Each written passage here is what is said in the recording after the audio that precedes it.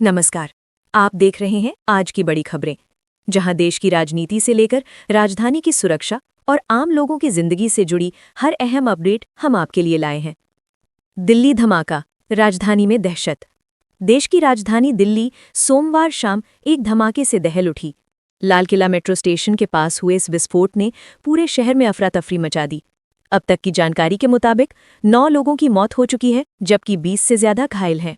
एजेंसियों ने अब तक 100 से ज्यादा सीसीटीवी फुटेज खंगाले हैं और कई संदिग्धों से पूछताछ चल रही है। हरियाणा नंबर की i20 कार से हुआ धमाका, पुलवामा कनेक्शन भी सामने आया है।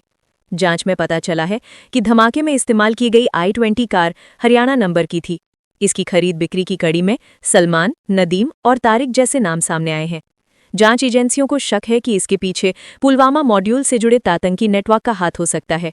एनआईए और दिल्ली पुलिस की टीमें मिलकर अब इस कड़ी को जोड़ने में जुटी हैं।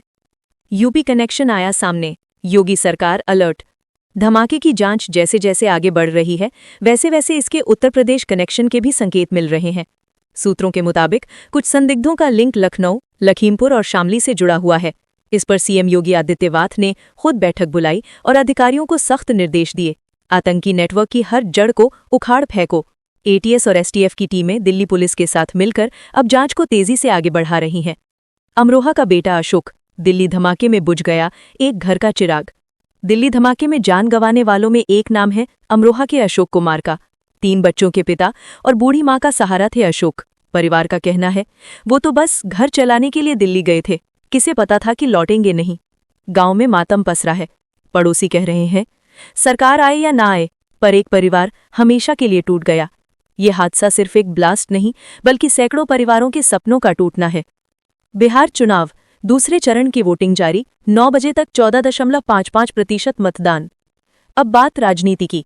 बिहार विधानसभा चुनाव के दूसरे और अंतिम चरण की वोटिंग जारी है। 122 सीटों पर मतदान हो रहा है और सुबह 9 बजे तक 14.55% वोटिंग दर्ज की गई है। पहले चरण में 65% से ज्यादा पोलिंग हुई थी और अब दूसरे चरण में भी मतदाताओं का उत्साह नजर आ रहा है। ओवैसी, पप्पू यादव, मांझी और उपेंद्र कुशवाहा मैदान से बाहर, लेकिन असली इम्तिहान इनका। इस चरण में कई बड़े नेताओं की साख दांव पर है। भले ही ओवैसी, पप्पू यादव, जीतन राम मांझी और उपेंद्र कुशवाहा खुद चुनाव नहीं लड़ रहे हैं, लेकिन उनकी राजनीतिक पकड़ और प्रभाव इस बार की असली परीक्षा में है। इसी बीच जन अधिकार पार्टी के प्रमुख पप्पू यादव ने सुरक्षा बलों पर पक्षपात का आरोप लगाया है। चुनाव आयोग ने मामले पर रिपोर्ट तलब की है। हेल्थ अपडेट, लगातार थकान या कमजोरी को ना करें नजरअंदाज, किडनी दे रही हो सकती है एसओएस सिग्नल। अब एक जरूरी हेल्थ अपडेट, अगर आपको लगातार थकान, कमजोरी या शरीर में सूजन महसूस हो रही है तो सावधान रहें। ये किडनी की बीमारी के शुरुआती संकेत हो सकते हैं। डॉक्टरों का कहना है शरीर का साइलेंट अलार्म सिस्टम है आपकी किडनी, इसे नजरअंदाज करना खतरनाक हो सकता है।